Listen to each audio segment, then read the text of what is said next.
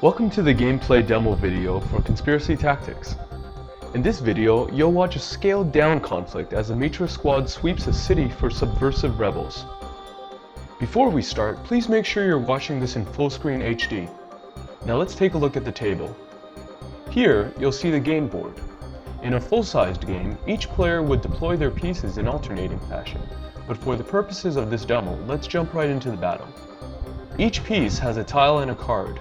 Under the piece card are the hidden pressure and puppet master cards. Again, we've already assigned them in this demo. On the piece card, you'll see the name of the piece, the icon on the piece's tile, abilities of that piece, and the ways it can move and attack. If you look at the current card, you'll see that it's an enforcer piece. Its tile is in the leftmost column. Its ability is extortion, which places a debuff on an opponent's piece when it wins combat.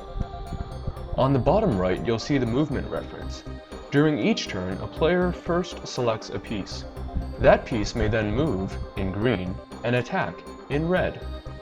This piece, the enforcer, can move up to 1 square in any horizontal or vertical direction. It can also initiate conflict, or attack, up to 1 square in any horizontal or vertical direction, as well as the square it's currently on. To sum it up, during each turn, you first pick a piece, move that piece if you want, and then attack if you want. Now let's get started. I'll cut in to explain certain things as we go along. Looks like Mitra's sweeping the city for us. It'd be better to leave, but if we assassinate their leader first, it'll help in future operations. They've got 2 operatives and a politician, while we've got 2 artists and an enforcer. Our puppet master is hidden as Artist B, but let's hang the enforcer back and try to trick them into thinking that's the piece we're trying to protect. I'll start off the turn by activating Artist A and moving up 1 square. I can now attack any model in these squares, so let's pick Operative B as my target. Now, conflict begins. The player that initiates the conflict gets the first roll, but either player can win the conflict. First, I roll 5 dice and conceal them from my opponent. Let's see. 2-2-1-5-4. Not a great hand. At this point, I have to make a call about the strength of this hand. Calls are ranked by strength like poker hands. From weakest to strongest, they are singleton, pair, 2 pair, 3 of a kind, full house, 4 of a kind, and 5 of a kind. The highest value is a 6, and there are no kickers. After I declare what I have, my opponent has to decide whether he thinks I have at least what I called.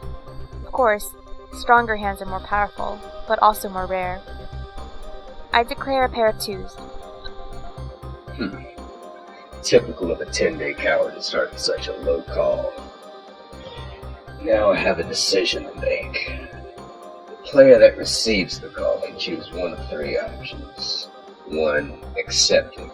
2. Challenging. Or 3. Surrendering. If I accept the call, the dice are revealed and the play continues.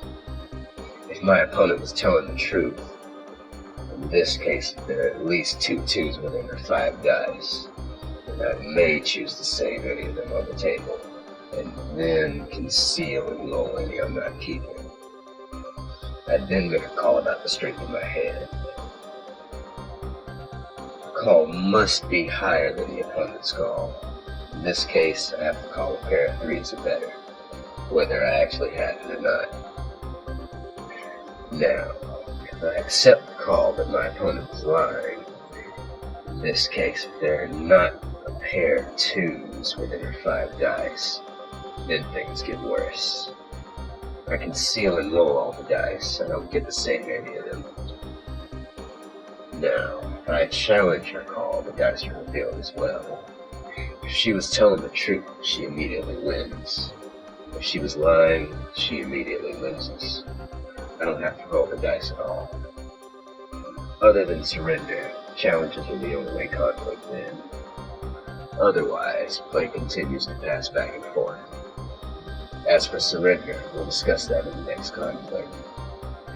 For now, I need to respond to this 10-day snake. She probably has at least a pair of 2s. It's not a hard hand to get, so I accept. Looks like you managed to get this one right. I was telling the truth. there's at least a pair of 2s in my 5 dice.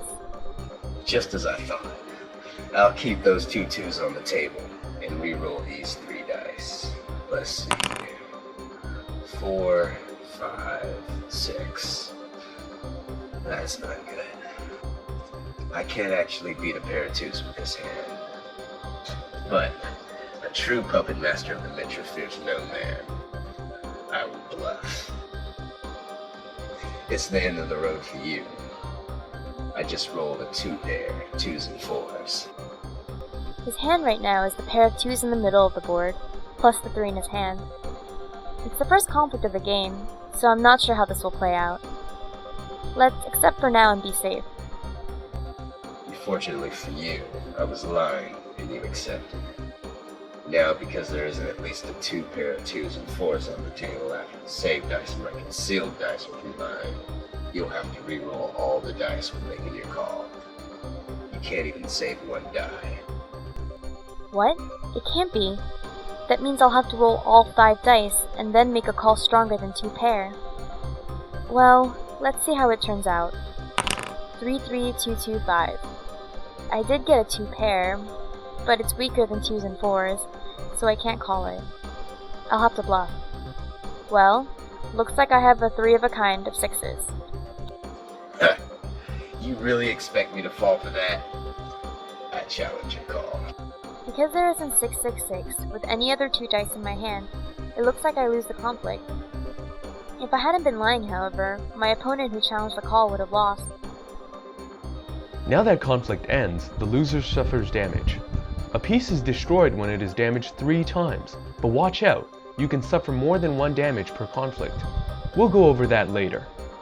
In this case, Artist 1 suffers 1 damage. We record this by turning the card 90 degrees counterclockwise. Also, its identity card is revealed since it lost conflict. Since it's blank, Mitra now knows that that piece isn't the Puppet Master. And don't forget, my operative has an ability that triggers whenever it wins conflict. Scout. Now I get to make 1 move immediately, and it doesn't even count as my turn. I'll move him here. Now it's my turn, and I'll activate my other operative, move him into your artist square, and initiate conflict with her. Before he rolls, let's discuss ante levels. When conflict is initiated, each side has an ante of 1. When a player loses conflict, their piece suffers damage equal to their own ante. You may voluntarily increase your ante after rolling, prior to making your call to an opponent. You may increase your ante to a value up to your remaining damage. For an undamaged piece, this is 3. For the Tinde Artist, which was damaged 1 point last turn, this is 2. If your opponent wants to either challenge or accept your call, they must increase their ante to match yours.